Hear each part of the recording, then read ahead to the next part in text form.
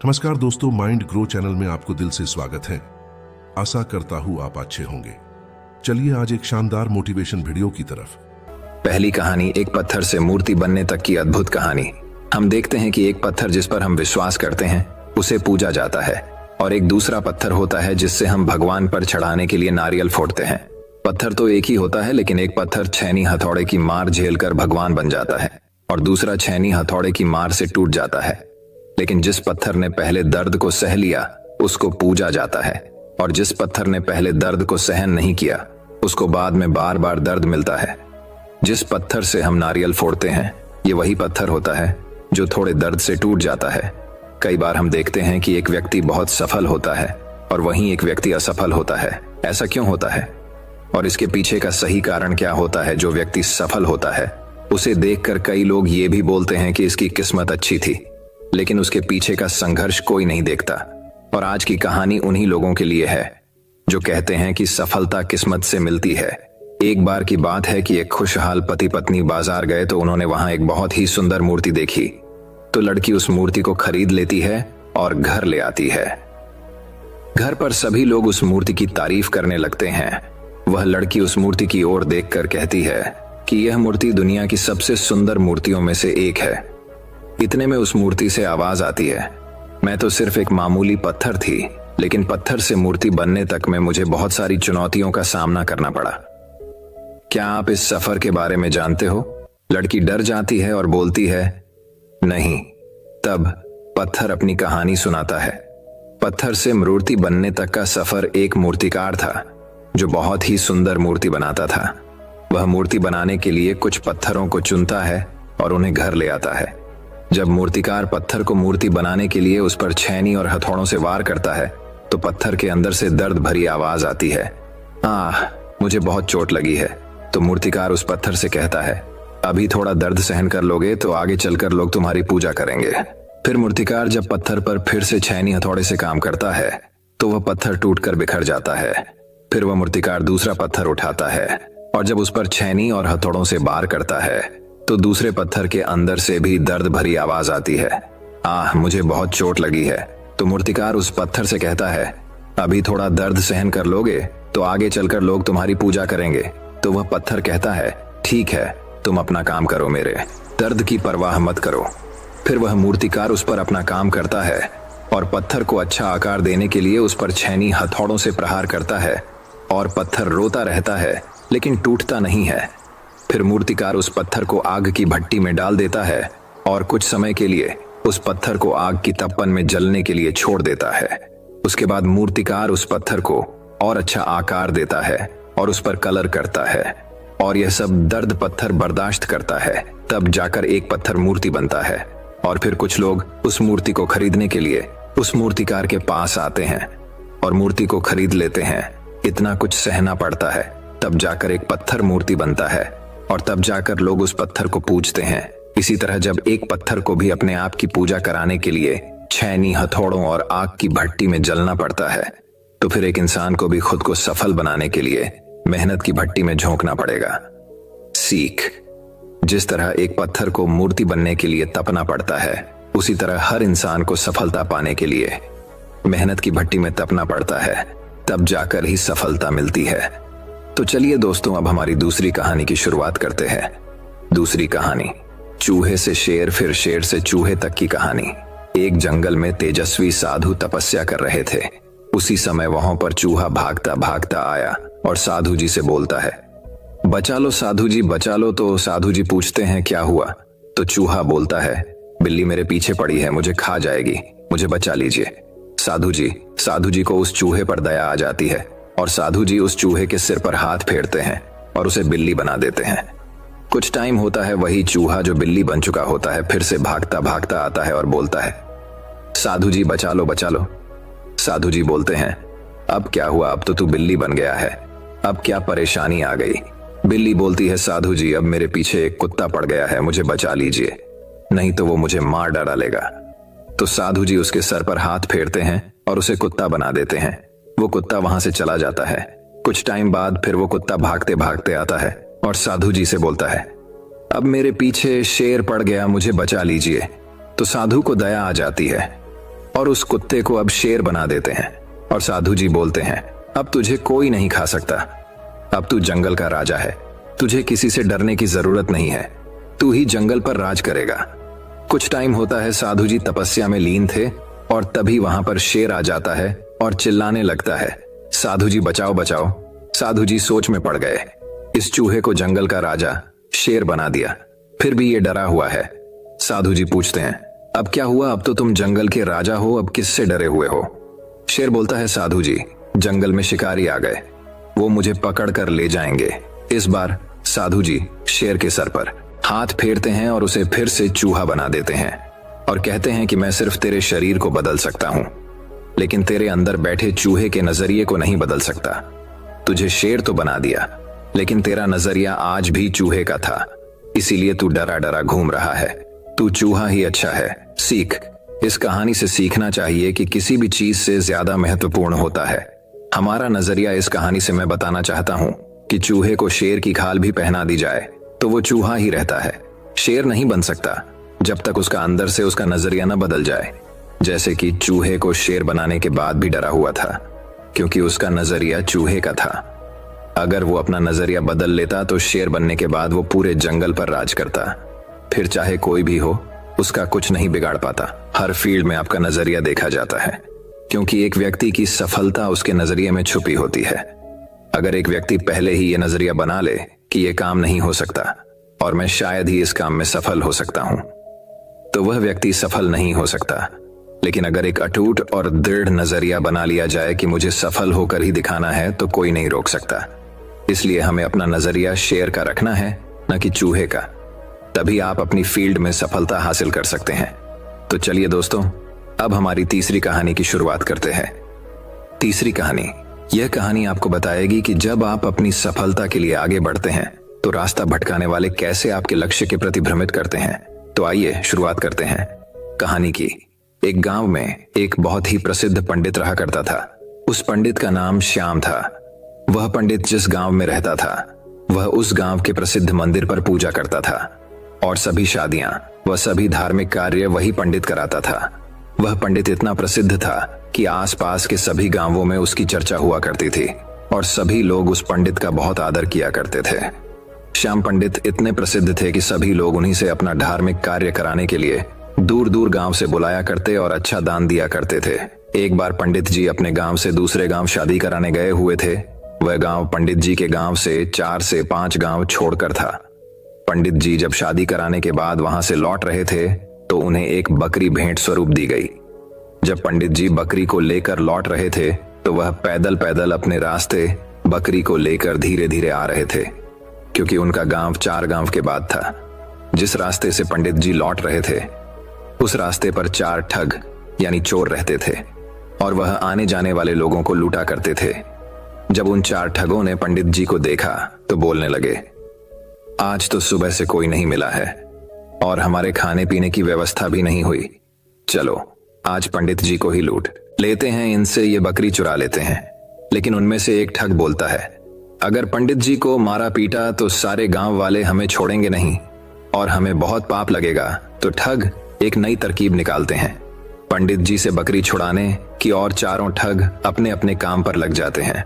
पंडित जी जब पहले गांव पहुंचने वाले होते हैं तो वहां पहला ठग उन्हें मिलता है, जो एक साधारण व्यक्ति की तरह पंडित जी से राम राम करता है और उनके पैर पड़ने के लिए झुकता है, लेकिन रुक जाता है और पंडित जी से बोलता है, पंडित जी आप तो बहुत प्रसिद्ध पंडित हैं और लोग आपकी बहुत इज्जत करते हैं, लेकिन आप इस गधे के साथ क्या कर रहे हैं? तो पंडित जी गुस्सा हो जाते हैं और बोलते हैं, अरे मूर्ख, ये गधा नहीं, ये बकरी है, बकरी। लेकिन वह ठग उनसे कहता है कि ये बकरी नहीं, ये तो गधा है।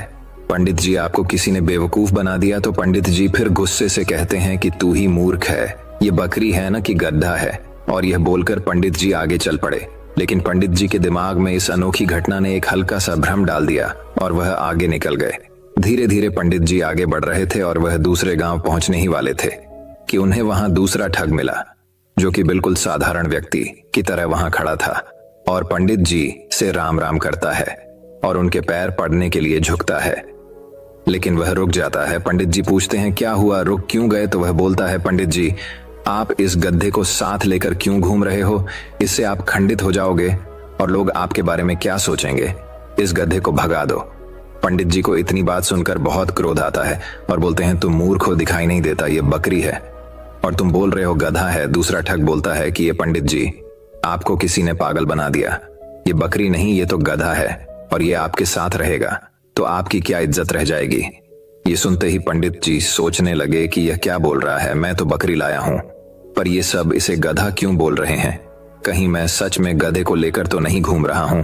अब पंडित जी सोच में पड़ जाते हैं और वह ठग वहां से चला जाता है और पंडित जी भी आगे बढ़ने लगते हैं, लेकिन उनके दिमाग में यही बात चल रही होती है कि ये बकरी है या गधा। जब पंडित जी तीसरे गांव में पहुंचने वाले होते हैं तो उन्हें वहां तीसरा ठग मिलता है और पंडित जी से राम राम करता है। पंडित जी के पैर पड़ने के लिए झुकता है लेकिन रुक जाता है। पंडित जी हैरान हो जाते हैं और पूछते हैं कि क्या हुआ? तो तीसरा ठग बोलता है कि पंडित जी, मैं आपसे आशीर्वाद तो लेना चाहता हूं, लेकिन इस गधे को आपके साथ देखकर मुझे अच्छा नहीं लग रहा। लोग आपको इतना मानते हैं, आपसे पूजा कराते हैं, लेकिन लोग आपको इस गधे के साथ देखेंगे तो क्या सोचेंगे? इतनी बात सुनकर पंडित जी कहते हैं कि मैं इस गधे को गांव के बाहर छोड़ने जा रहा हूं। मुझे रास्ते में दयनीय हालत में मिला था और पंडित जी वहां से निकल जाते हैं। कुछ लोगों की बातों में आकर पंडित जी का विश्वास खुद से उठ जाता है। उन्हें लगता है कि लोग सही बोल रहे हैं और मैं गलत हूं, लेकिन फिर सोचते हैं कि मैं सही हूं। इसी तरह उनका विश्वास खुद पर से गिरने लगता है और सोचते हैं कि मैं अपने गांव पहुंचने वाला हूं। अगर ये बकरी नहीं हुई और गधा हुआ तो लोग मेरे बारे में क्या सोचेंगे? यही सोचते सोचते पंडित जी चौथे गांव पहुंचने वाले होते हैं कि उन्हें चौथा ठग मिलता है और पंडित जी से राम राम करता है और पैर पड़ने के लिए झुकता है, लेकिन रुक जाता है। तो पंडित जी पूछते हैं, क्या हुआ? तो वह ठग पंडित जी से बोलता है, पंडित जी, बाकी सब तो ठीक है, आप इस गधे को साथ में लेकर क्यों घूम रहे हो? तो पंडित जी कहते हैं कि मैं इस गधे को गांव के बाहर छोड़ने वाला था। तो वह ठग बोलता है कि पंडित जी, यह गधा आपको शोभा नहीं देता, लोग क्या सोचेंगे आपके साथ यह गधा देखकर? आप इसे मुझे दे दीजिए, मैं इसे बाहर छोड़ आऊंगा। तो पंडित जी अपने आप पर विश्वास को खो देते हैं और उस बकरी को गधा समझकर उस ठग को दे देते हैं और अपनी बकरी को छोड़कर आ जाते हैं और उन चारों ठगों की यह तरकीब काम कर जाती है और वह पंडित जी से बकरी छुड़ा लेते हैं और उसे बेचकर पैसा कमा लेते हैं। इसी तरह हमारे आसपास भी हमारा रास्ता भटकाने के लिए बहुत सारे ठग जरूर मिलेंगे। जो हमारा रास्ता भटकाना चाहते हैं उनसे बचकर और खुद पर विश्वास रखना होगा, तभी हम अपने लक्ष्य को पा सकते हैं। सीख, इस कहानी से हमें कई सारी सीख सीखने को मिलती है जिनसे हम अपनी सफलता को जल्द से जल्द पा सकते हैं। सबसे पहले तो हमें सीख मिलती है कि हमें खुद पर विश्वास रखना चाहिए। दूसरा, व्यक्ति क्या कह रहा है उससे हमें कोई फर्क नहीं पड़ना चाहिए, क्योंकि रास्ता भटकाने वाले बहुत मिलेंगे। इस कहानी में भी वही हुआ है। अगर पंडित जी को खुद पर पूरा विश्वास होता कि हाँ ये बकरी ही है, तो वह अपनी बकरी को ठगों को नहीं देते। इसी तरह हमें भी अपने ऊपर विश्वास रखना होगा, हमारी मंजिल, हमारे सपनों के ऊपर विश्वास करना होगा। अगर हमें अपना लक्ष्य हासिल करना है तो हर किसी से सलाह नहीं लेना है और किसी भी व्यक्ति की नकारात्मक बातों से हमें कोई फर्क नहीं पड़ना चाहिए, क्योंकि लोग तो सिर्फ आपको भटकाने के लिए आते हैं कि ये कर लो, वह कर लो। लेकिन अगर आपका कोई निश्चित लक्ष्य नहीं होगा तो आप कभी सफल नहीं होंगे। इसलिए अपना लक्ष्य बनाकर सिर्फ उसके ऊपर काम करो, बिना किसी व्यक्ति की बातों पर ध्यान दिए। जब आप अपने लक्ष्य को पाने के लिए काम करते हैं तो रास्ता भटकाने और रास्ता रोकने बहुत सारे लोग आएंगे, आपको उनका सामना करना होगा। नेटवर्क मार्केटिंग बिजनेस में भी यही होता है। आपको बहुत सारे लोग मिलेंगे जो कहेंगे ये गलत काम है, आपको सफलता नहीं मिलेगी। तो उनकी बातों पर ध्यान दिए बिना अपने लक्ष्यों को पूरा करने के लिए मेहनत करेंगे तो सफलता अवश्य मिलेगी। बस रास्ता भटकाने वालों से बचकर रहें, क्योंकि राह भटकाने वाले जरूर मिलेंगे।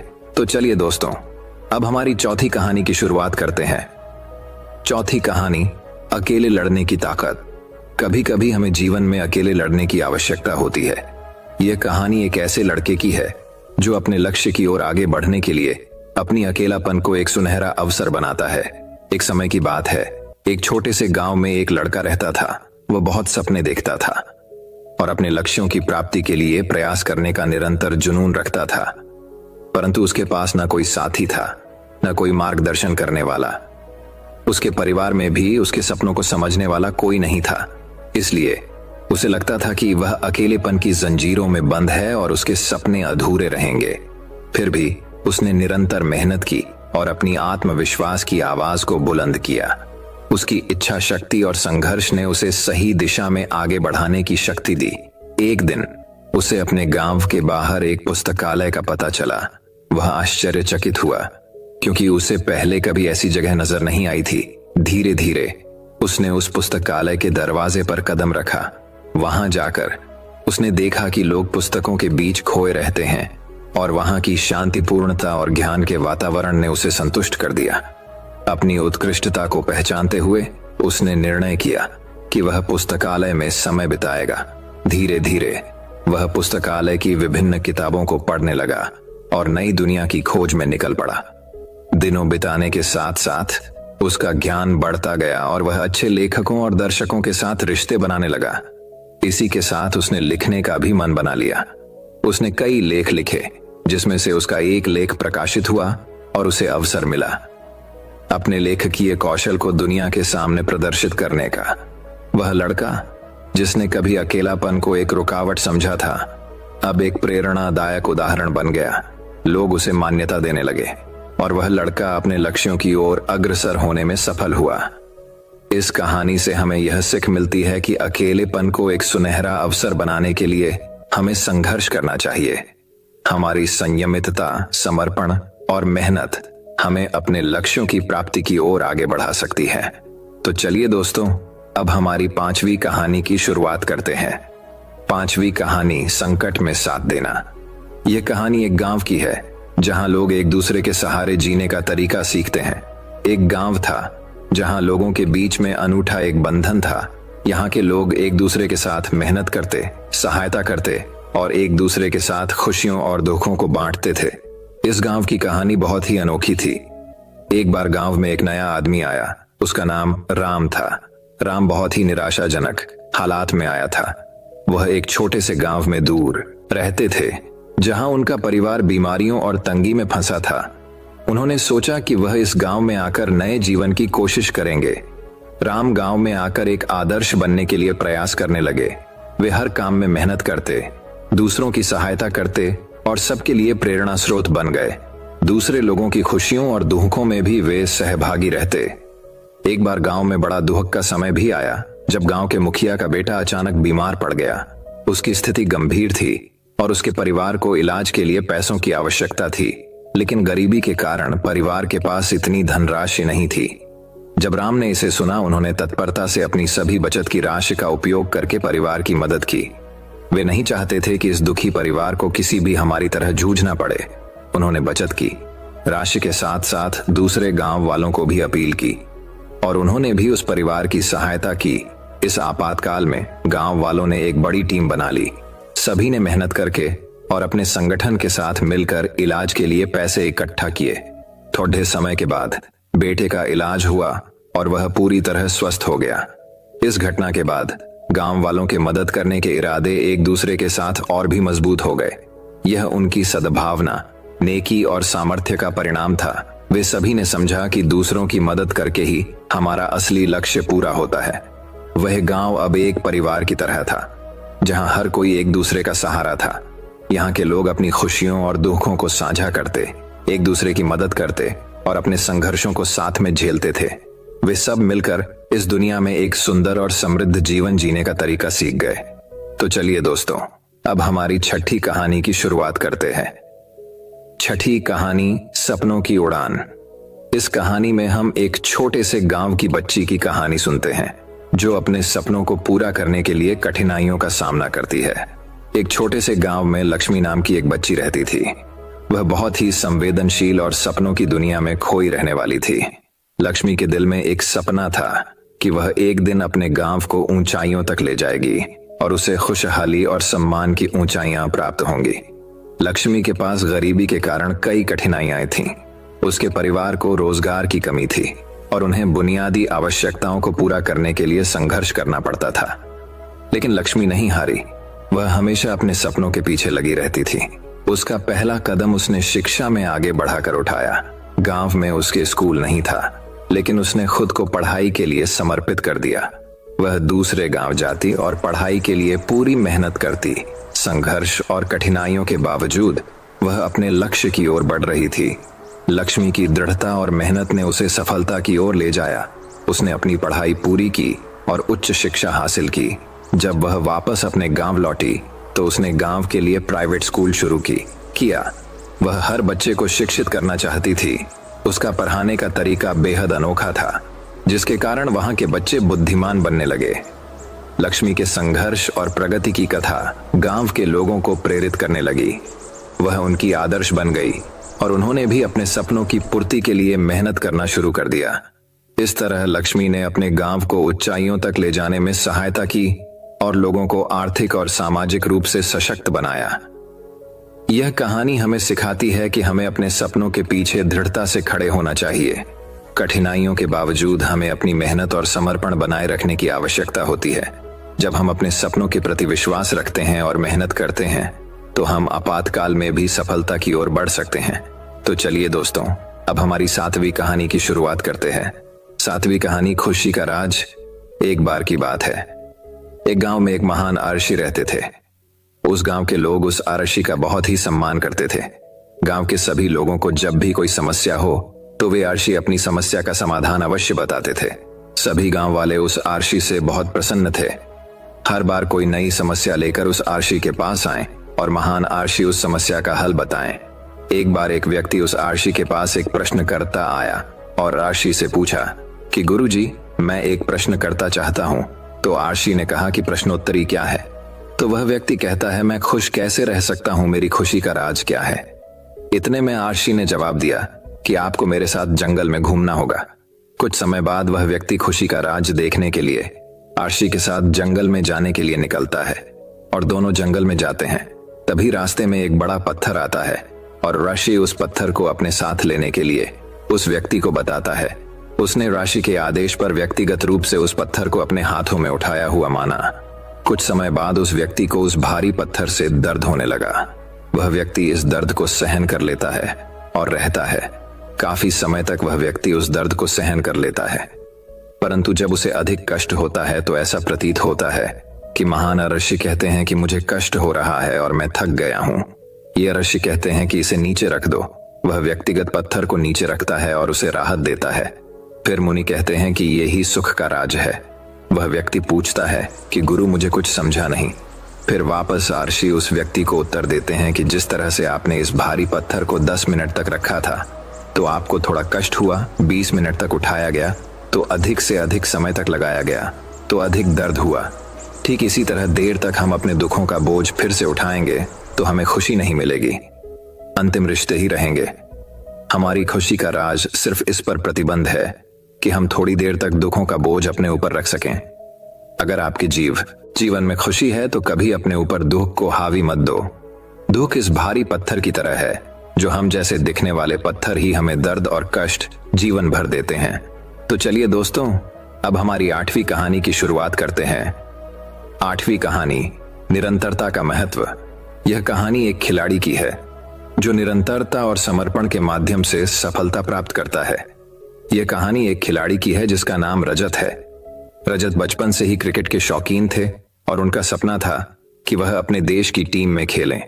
वह हमेशा अपने लक्ष्य को प्राप्त करने के लिए निरंतर और समर्पित रहता था।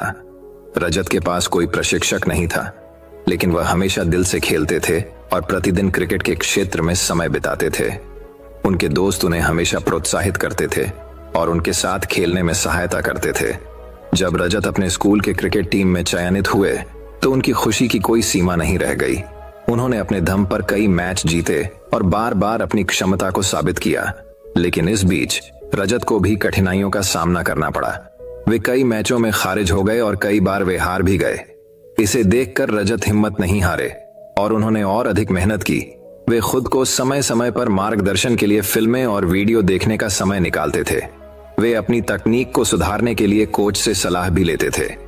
रजत की संघर्ष भरी मेहनत और समर्पण के कारण वे अपनी खुद की धारणा को मजबूत करने में सफल रहे।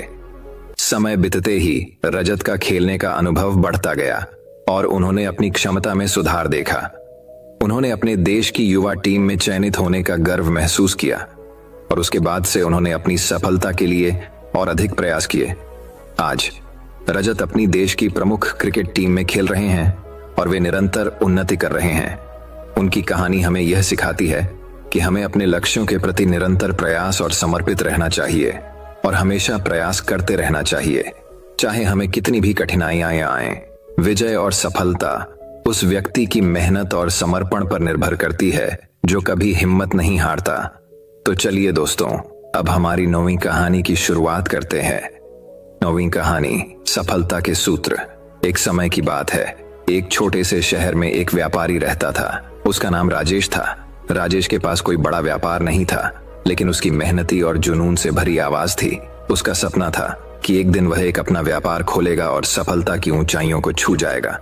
राजेश ने कई सालों तक एक नौकरी की है, लेकिन उसकी रुचि व्यापार में थी। वह हमेशा सोचता रहता था कि उसे क्या करना चाहिए ताकि वह अपने सपनों को पूरा कर सके। एक दिन राजेश ने निर्णय लिया कि वह अपना व्यापार शुरू करेगा। उसने अपने बचत के पैसों का इस्तेमाल करके एक छोटी सी दुकान खरीदी और उसमें सामान बेचने की शुरुआत की। पहले कुछ महीनों में राजेश का व्यापार थोड़ा सा उछल कूद के साथ चला, लेकिन जल्द ही उसे गाही बनाने का समय आया। राजेश ने खुद को सीखने, बढ़ते हुए प्रौद्योगिकी के उपयोग और ग्राहकों की आवश्यकताओं को समझने में जुटा दिया। वह मान्यता प्राप्त करने के लिए गुणवत्ता और उत्कृष्टता पर ध्यान देने लगा।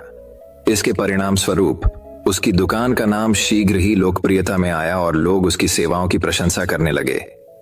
राजेश के व्यापार में सफलता की लहर आई और उसका व्यापार धीरे धीरे बढ़ता गया। उसने दूसरी दुकान खोली और अपने व्यापार की विस्तार की।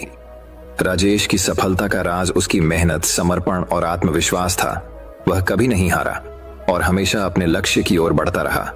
वह अपने संगठन को विकसित करने के लिए नए आइडियाओं पर काम किया और नई बाजारों में उत्पादों की पेशकश की। आज राजेश एक सफल व्यापारी के रूप में पहचाना जाता है। उसकी कहानी और उसकी सफलता दूसरों को प्रेरित करने के लिए एक मिसाल के रूप में साझा की जाती है। राजेश ने सिद्ध किया कि मेहनत, आत्मविश्वास और निरंतर प्रयास ही सफलता की कुंजी होती है। तो चलिए दोस्तों, अब हमारी 10वीं कहानी की शुरुआत करते हैं। 10वीं कहानी, जीत की गाथा। इस कहानी में हम एक खिलाड़ी की कहानी सुनते हैं जो कठिनाइयों के बावजूद जीत की ओर बढ़ता है। यह कहानी हमें यह सिखाती है कि हमें सभी परिस्थितियों में सकारात्मक रहना चाहिए और हमेशा अपनी जीत के लिए प्रयास करना चाहिए। यह कहानी एक खिलाड़ी के बारे में है जो विभिन्न कठिनाइयों का सामना करते हुए आगे बढ़ता है। उसका नाम रवि था। रवि एक बहुत ही प्रफुल्लित और सकारात्मक व्यक्तित्व वाला था। वह एक खेल के प्रेमी था और खुद को विभिन्न खेलों में महारत प्राप्त करने का सपना देखता था। रवि के जीवन में कई मुश्किलें आईं। पहले तो वह अपने खेल की रुचि को लेकर अकेला था। उसके परिवार वाले उसे खेलने को निराश करते थे और कहते थे कि खेल उसके भविष्य को बर्बाद करेगा, लेकिन रवि निरंतर अपने सपने के पीछे भागता रहा। एक दिन उसे एक महत्वपूर्ण खेल के लिए राष्ट्रीय स्तर पर प्रतियोगिता में हिस्सा लेने का मौका मिला। रवि ने अपने अभियान की शुरुआत की, लेकिन उसे पता था कि इस प्रतियोगिता में उसे बहुत सारी मुश्किलें प्राप्त होंगी। प्रतियोगिता के दौरान रवि को कठिनाइयों का सामना करना पड़ा। वह अपनी प्रदर्शन क्षमता में कमी महसूस कर रहा था और एक समय ऐसा आया जब उसे लगा कि उसकी हार तय हो चुकी है। लेकिन उसने हार मानने की बजाय सकारात्मक सोचने का निर्णय लिया। रवि ने खुद को सामर्थ्य और संयम से भरपूर महसूस करने का प्रयास किया। वह निरंतर मेहनत करता रहा और अपने को सुधारने के लिए प्रयास करता रहा। अपने को बेहतर बनाने के लिए उसने नई तकनीकों का अध्ययन किया और उसे अपने खेल में लागू किया। धीरे धीरे रवि अपने दूसरे प्रतियोगिता में सुधार दिखाने लगा। वह पहले से ज्यादा सुरक्षित, तेज और बुद्धिमान हो गया था। अपने प्रतिद्वंद्वियों को हराने के लिए उसने बेहतरीन प्रदर्शन किए और उसके सपने को पूरा करने के लिए जीवन भर के प्रयासों को समर्पित किया। अंततः उसकी मेहनत और समर्पण ने उसे विजयी बना दिया। उसने राष्ट्रीय स्तर की प्रतियोगिता जीती और खुद को साबित किया कि सकारात्मक सोच और अथक प्रयास से कोई भी लक्ष्य हासिल किया जा सकता है। रवि की इस कहानी से हमें यह सीख मिलती है कि जीवन में हमेशा सकारात्मक रहना चाहिए। भले ही हमारे सामर्थ्य को कितनी भी मुश्किलें आए, हमेशा अपने लक्ष्य के प्रति संकल्पित रहना चाहिए और अपने को सुधारने के लिए प्रयास करना चाहिए। हार मानने की बजाय हमें उससे सीख लेनी चाहिए और आगे बढ़ने के लिए तत्पर रहना चाहिए। इन मोटिवेशनल कहानियों को पढ़कर आपको निरंतरता, समर्पण, आत्मविश्वास और संघर्ष की महत्वपूर्णता का अनुभव होगा। ये कहानियां आपको आगे बढ़ने के लिए प्रेरित करेंगी और आपको अपने लक्ष्यों की ओर ले जाएंगी। तो चलिए दोस्तों, अब हमारी 11वीं कहानी की शुरुआत करते हैं। 11वीं कहानी, इंतजार का फल सब्र का फल मीठा होता है। आपने इस मुहावरे को जरूर सुना होगा। आज हम इस कहानी से जानते हैं कि इसका मतलब क्या होता है। जब सूर्य अस्त होता है तब हल्की फुल्की सादृश्यता उत्पन्न होती है और चारों ओर शांत वातावरण एक अंधेरे सा छा जाता है। सभी जीव जंतु, पशु पक्षी अपने अपने निवास स्थान पर चले जाते हैं और ऊंची ऊंची हवाएं चलने लगती हैं। हम जब भी आकाश की ओर देखते हैं तो सूर्य अस्त होता है। उसी समय आकाश में तारे टिमटिमाने आते हैं। कुछ तारे अत्यंत आकर्षक हैं, लेकिन कुछ कम आकर्षक हैं। अधिक टिकाऊ वाले निगम पर हमारी नजर बहुत कम है, इसलिए हम उन पर ध्यान नहीं दे पाते और उनकी प्राकृतिक फीकी पड़ जाती है। लेकिन उन सब में से एक ऐसा तारा होता है जो और भी चमकता है, जो आने से पूरा आकाश जगमगा जाता है। वह इतनी सुंदर और चमकदार होती है कि उसकी जगमगाते लोगों के चेहरे पर खुशी आ जाती है। हम उसे स्वाति नक्षत्र के नाम से जानते हैं। परम चमकदार और सुंदर होता है, जिसके आने से लोग खुश हो जाते हैं। बाकी के नक्षत्र स्वाति नक्षत्र से ईर्ष्या करते हैं और अपनी इस तृष्णा की कथा को श्री नारद मुनि को अर्पित करते हैं। नारद मुनि ने उन सभी को समझाया जिनमें कहा गया है कि देखो, जो भी सब्र करता है उनकी कीर्ति दुनिया में है। और मुझे स्पष्ट रूप से पता चलता है कि आप लोगों में धैर्य नहीं है, इसलिए आप लोग सायंकाल में घटित होते सब्र का फल मीठा होता है। आपने इस मुहावरे को जरूर सुना होगा। आज हम इस कहानी से जानते हैं कि इसका मतलब क्या होता है। जब सूर्य अस्त होता है तब हल्की फुल्की सादृश्यता उत्पन्न होती है और चारों ओर शांत वातावरण एक अंधेरे सा छा जाता है। सभी जीव जंतु, पशु पक्षी अपने अपने निवास स्थान पर चले जाते हैं और ऊंची ऊंची हवाएं चलने लगती हैं। हम जब भी आकाश की ओर देखते हैं तो सूर्य अस्त होता है। उसी समय आकाश में तारे टिमटिमाने आते हैं, होते ही तुरंत जगमगाने लगते हैं। लेकिन स्वाति नक्षत्र भारी समय के बाद आकाश के करीब आता है और उसकी सतह इतनी अधिक हो जाती है, सभी लोगों के चेहरे पर मुस्कान आती है। ऐसा कहा जाता है कि सब्र करना चाहिए, क्योंकि उसका फल हमें मीठा होता है। यदि तुम देर से आकाश में टिमटिमाते होते तो भी महत्वपूर्ण होते और तारामंडल भी लोग अलग नाम से जानेंगे। नारद मुनि द्वारा बताई गई बात सभी स्टैंडर्ड को समझ आ गई।